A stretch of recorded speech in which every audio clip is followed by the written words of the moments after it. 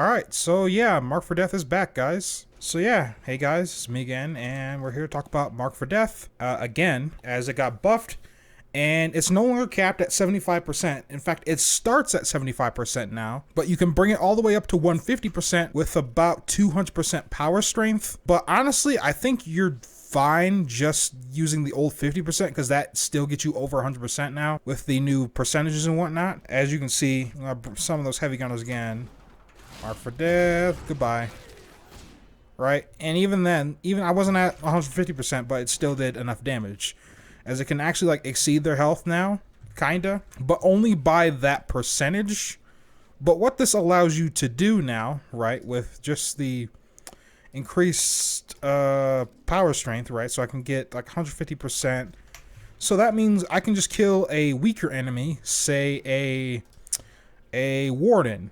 So Corrupted Warden has a little less health than heavy gunners, though albeit they are weak to finishers. But find our warden here, and yeah, these guys weren't in range, but you get the point. Now again, this warden's a little weaker, but not like a whole lot weaker. Like say if we brought like a bombard, which is quite a bit weaker than a heavy gunner, at only 300 HP. Let's go find our bombard. And you see, even with that increased damage there, it didn't do a whole lot. And that's because that health cap is still in place. While you can exceed the target's health, but you can only exceed it by this much, this percentage, 150%. So keep that in mind. So if I were to bring, like, say, a butcher, for example, right? And I do the whole Mark for Death thing. Right, and you see it doesn't do a whole lot of damage, but remember, the health cap is still in place. And while it does actually kill these guys, oh, well, it just killed them. Okay, I was gonna show you that the cap is still there, but it's barely noticeable, as you guys can see. Probably be more noticeable without power strength, for example.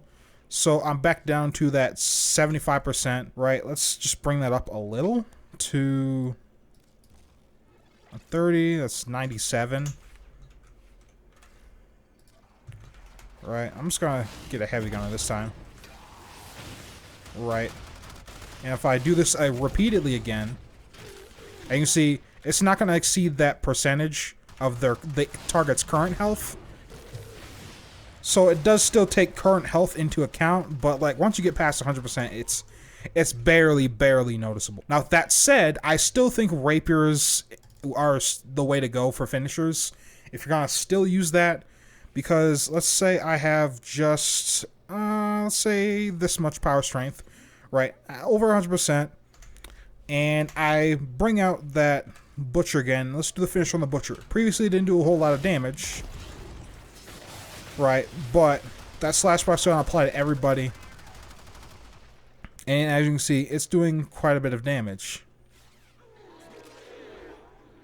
So even a weaker enemy can do like quite a lot of damage to these higher health targets if you were to say utilize slash procs with the rapier. Now heavy attacks are still not in a great spot. Mark for Death. So even with the full 200% power strength required to get 150% power, or excuse me, 150% damage from Mark for Death, even with that, and let's say I don't hit that target in the head.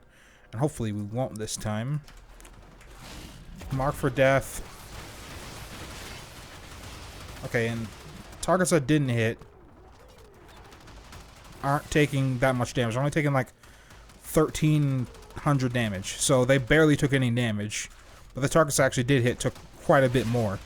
So it's still not a good idea for heavy attacks. While they are an option, you're just better off with the rapier finishers, and I still think they're still the way to go if you just want to use it all willy-nilly, right, like you did back then. So any rapier, do a finisher and get that slash proc, and even then, even without the power strength that you get with Mark for Death,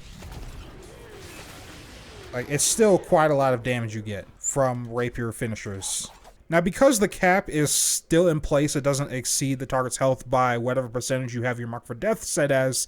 There are some crazy things you can do with Warframes like Garuda, for example, but that's like another video, and I'm still doing the testing for that as we speak.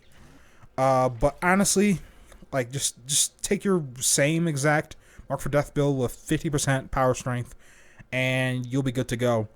And if you're utilizing slash procs, like even then, it hardly matters. Anyway, guys, that's all from me. I want to thank you guys for watching. Hope you guys enjoyed, and I'll catch you guys next time. Peace.